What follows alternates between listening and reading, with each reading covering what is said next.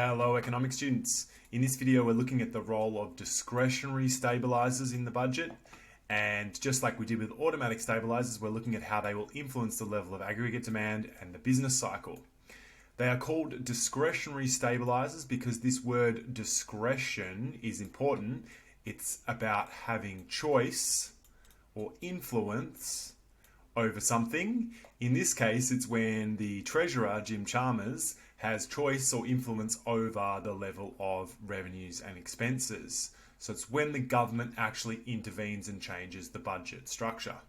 It's also called the structural component of the budget because I just said it. It's when the structure of the budget is actually changed, e.g. a tax rate or a spending amount.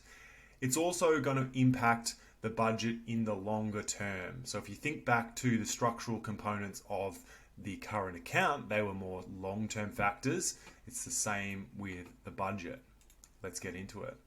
Now, the first thing to remember is anytime you see a discretionary stabiliser, it's when the government makes a deliberate change to the structure or composition of its either revenues or expenses in the budget. So like I said before, they're going to remove a tax bracket, or they're going to decrease spending, or they're going to increase the tax rate.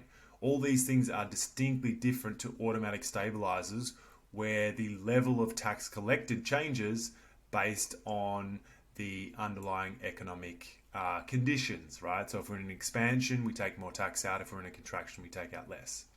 So the difference here is we had Jim Chalmers during automatic stabilisers just sitting at the wheel of the budget with his hands crossed, not doing anything. He's not involved in automatic stabilisers.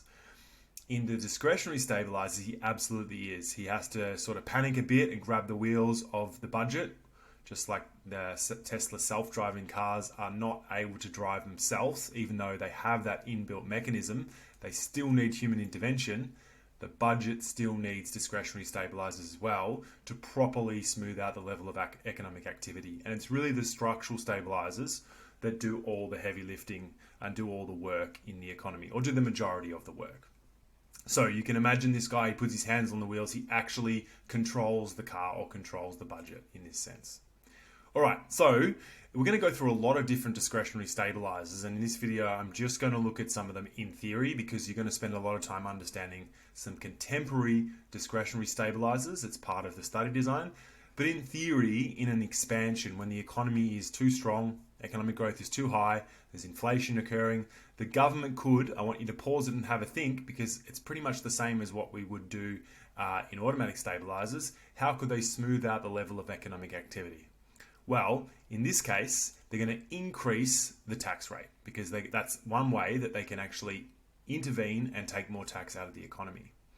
And this will decrease the level of disposable income, which is an aggregate demand factor, and that will slow consumption spending and therefore aggregate demand.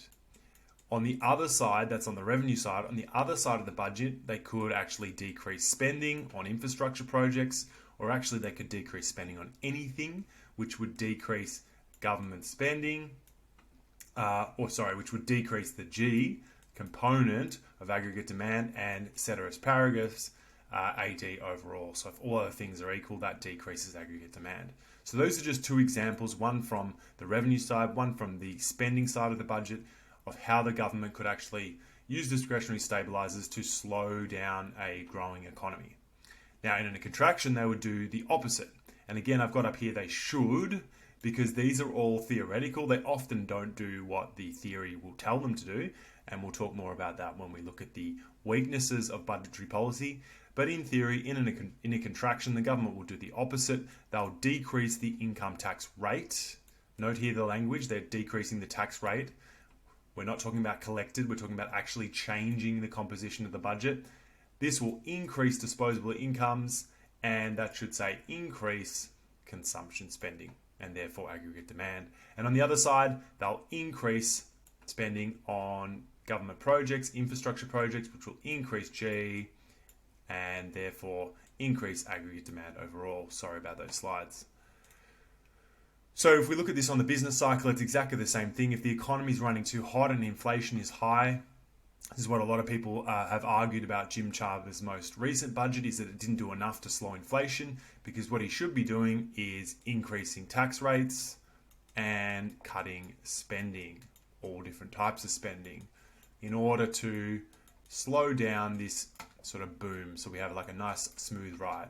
And if we went back a couple of years and we were in a contraction, the government would absolutely increase the amount of spending. We haven't, but we used to talk a lot about these job keeper payments that the ex-treasurer injected into the economy. They spent a lot of money, gave a lot of money to households, and that was designed to, rather than head into a bad recession, sort of smooth out the level of economic activity. So it works in a similar fashion to automatic stabilisers. There are lots of other discretionary stabilisers: removing tax brackets, changing tax brackets, tightening eligibility of welfare payments, business tax write-offs.